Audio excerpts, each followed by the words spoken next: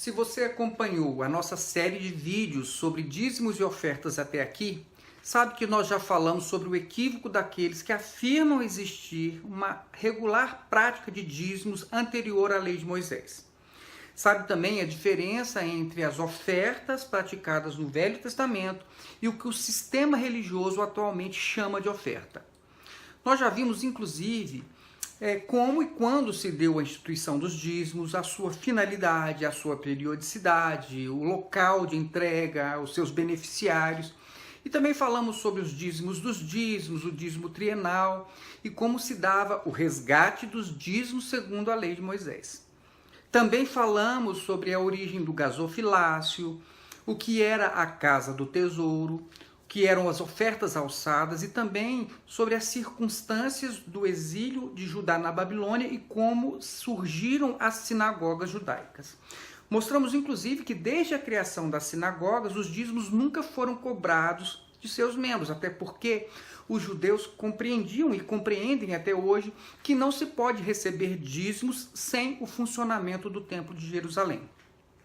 Por último, nós falamos sobre a influência da diáspora de Israel do Norte, também de Judá, sobre a cultura e sobre a religião do povo de Deus, especialmente a razão pela qual os judeus, apesar de terem vivido 70 anos numa terra estranha, diferente da sua, não perderam a sua identidade como nação e também não abandonaram as suas raízes religiosas.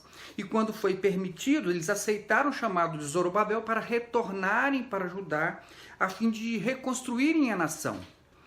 A partir desse vídeo nós vamos ver como se deu a reconstrução do Templo de Jerusalém e vamos examinar o modo como os judeus estavam lidando com a questão dos dízimos centenas de anos depois da sua instituição, após o retorno do exílio da Babilônia. Essas informações, elas estão principalmente nos livros de Esdras, Ageu, Neemias e também no livro de Malaquias.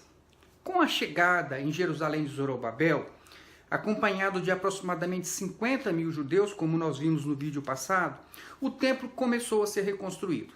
Em outubro de 537 a.C., o altar já estava pronto.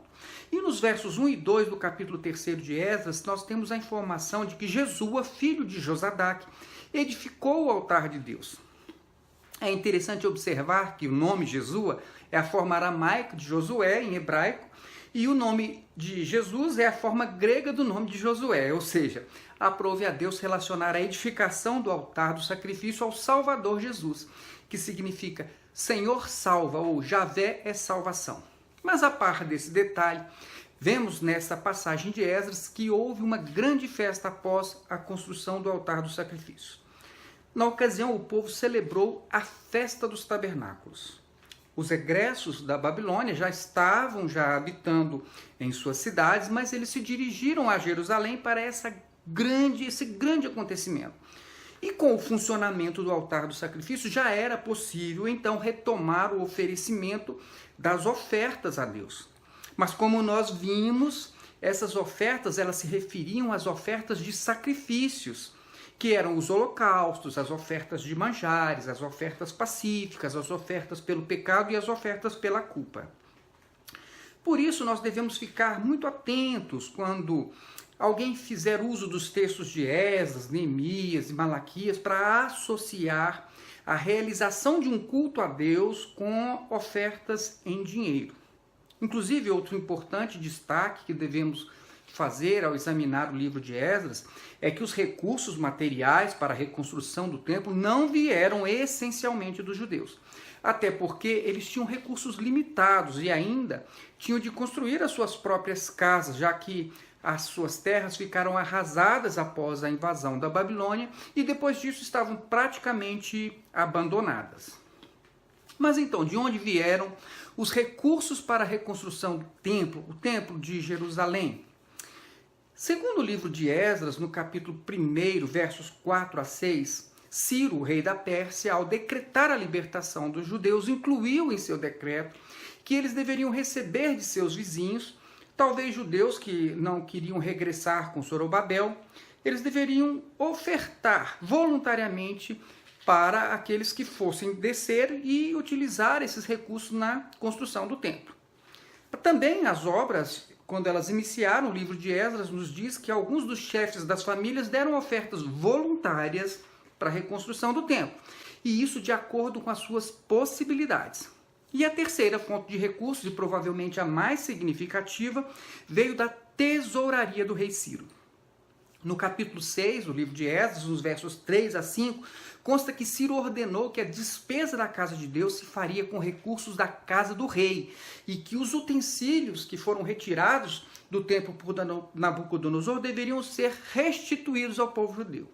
E mais adiante, no verso 8 do capítulo 6 de Esdras, essa informação ela fica bem clara. O rei destinou recursos da tesouraria real para que a obra fosse realizada sem interrupções.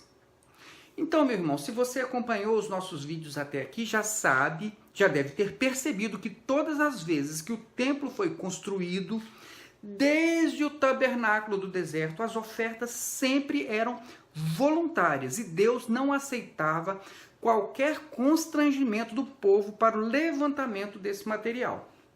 Apenas na construção do tabernáculo houve um pedido de Deus para a doação de materiais, mas Moisés deixou bem claro que a doação deveria ser voluntária e para o fim específico da edificação do tabernáculo. E as doações não deveriam extrapolar a quantidade necessária para a realização daquela obra. Nós já vimos isso.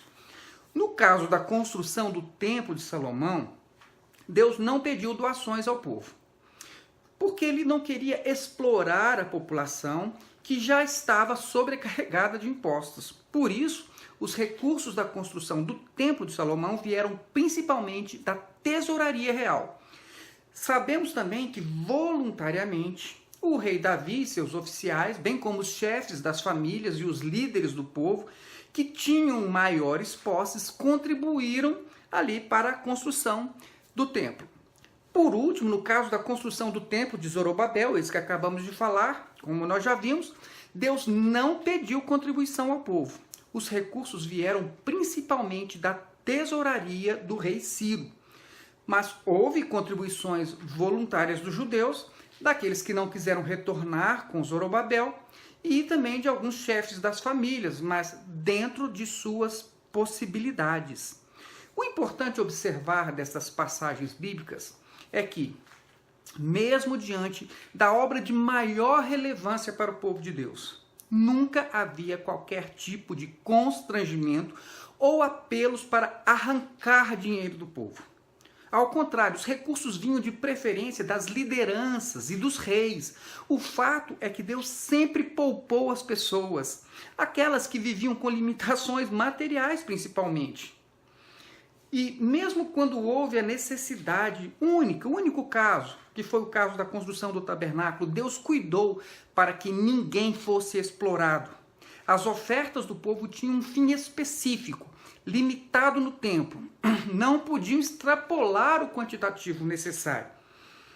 Enfim, meus irmãos, se vocês prestaram atenção no que nós falamos até aqui, já devem ter percebido que o sistema religioso do nosso tempo não aprendeu com a história bíblica. O que vemos frequentemente são insistentes pedidos de ofertas em dinheiro, por tempo indeterminado, sem limites e sem qualquer prestação de contas. Os líderes do sistema religioso são insaciáveis e não poupam nem mesmo as pessoas mais necessitadas. Antes colocam um fardo em suas costas, dando a entender que se eles não contribuem é porque não amam a obra de Deus, não são fiéis ou não são obedientes à palavra de Deus. Alguns ainda têm a coragem de colocar nas mentes das pessoas que a miséria da vida delas é por causa da ação de demônios devoradores que atacam quem não contribui. Infelizmente, essa é a realidade do sistema religioso que nós conhecemos. Mas nós podemos nos libertar dessa dominação maligna.